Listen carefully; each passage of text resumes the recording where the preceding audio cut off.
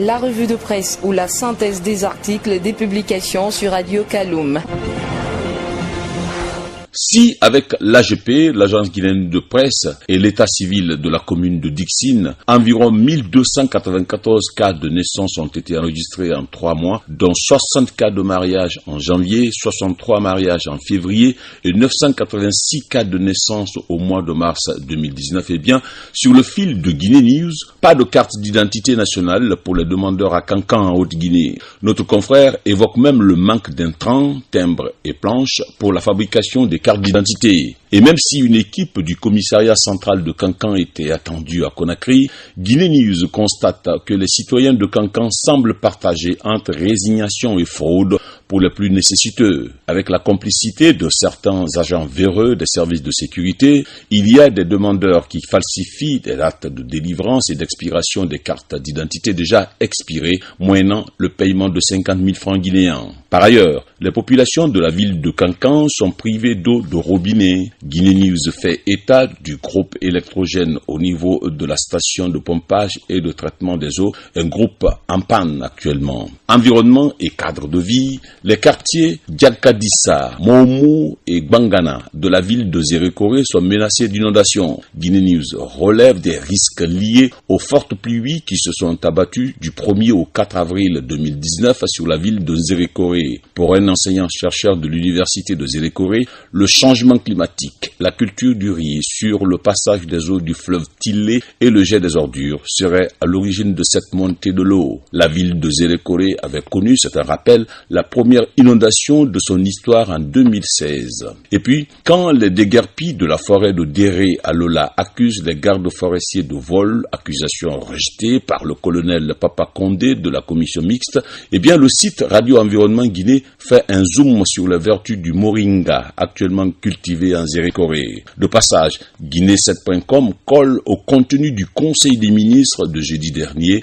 conseil au cours duquel le chef de l'État a demandé au ministre de la Ville et de l'Aménagement du Territoire d'initier dans les brefs délais la mise en valeur progressive des domaines récupérés par l'État dans le cadre des opérations de déguerpissement en cours. Le professeur Alpha Condé a même insisté sur l'urgence d'entreprendre la construction des premiers immeubles devant abriter les ministères dans le centre directionnel de Coloma. Outre la nécessité d'une maîtrise constante de la situation budgétaire des départements respectifs et le rôle du comité de trésorerie dans l'équilibre dépenses publiques recettes budgétaires afin d'éviter toute poussée inflationniste préjudiciable au pouvoir d'achat des populations, eh bien le chef de l'État, le président de la République, tient à l'application des dispositions légales en vigueur, mais dans le strict respect des droits et libertés consacrés par la Constitution. Pour le professeur Alpha Condé, note Guinée7.com et l'AGP, la loi sur la presse ne prévoit pas, pour la répression des délits de diffamation,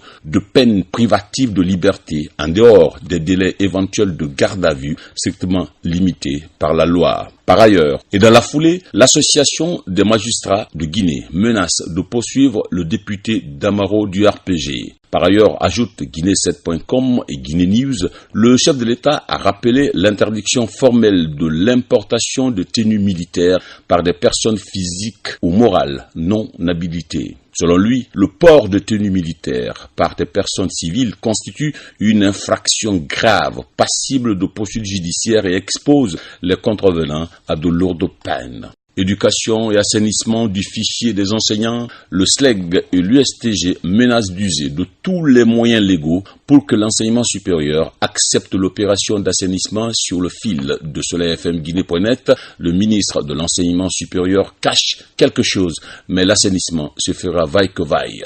Avec Guinée7.com, le syndicat autonome de la recherche scientifique retorque aux menaces de grève du SLEG. Cependant, le ministre Yero Baldé aurait accepté la poursuite des opérations de recensement des enseignants au niveau des universités. Enfin politique, pendant que des anomalies constatées lors de l'installation des exécutifs communaux sont réactualisées par une commission de suivi, Guinée7.com titre à la une « Contre un troisième mandat, les opposants d'Alpha Condé font front commun. Le Front national pour la défense de la Constitution, composé des leaders des partis politiques, de la société civile et des syndicats, veut contrecarrer toute éventuelle modification ou changement de Constitution. Le Front national pour la défense de la Constitution dit non au troisième mandat pour Alpha Condé, titre soleilfmguinée.net. Mais dans les colonnes de Guinée7.com, un membre du RPG admet qu'avec notre Constitution, l'initiative de la révision constitutionnelle appartient au président de la République. Enfin, avec un dispositif sécuritaire pour la rentrée parlementaire, aux sessions des lois ce 5 avril, l'opposant Fayami Limono et son groupe ont été interpellés aux alentours du Palais du Peuple à Conakry. Le leader du bloc libéral et ses partisans parlaient de députés périmés et avaient même menacé d'empêcher la rentrée parlementaire, conclut Guinée News. C'était la revue des publications aux presses hebdo sur Radio Kaloum.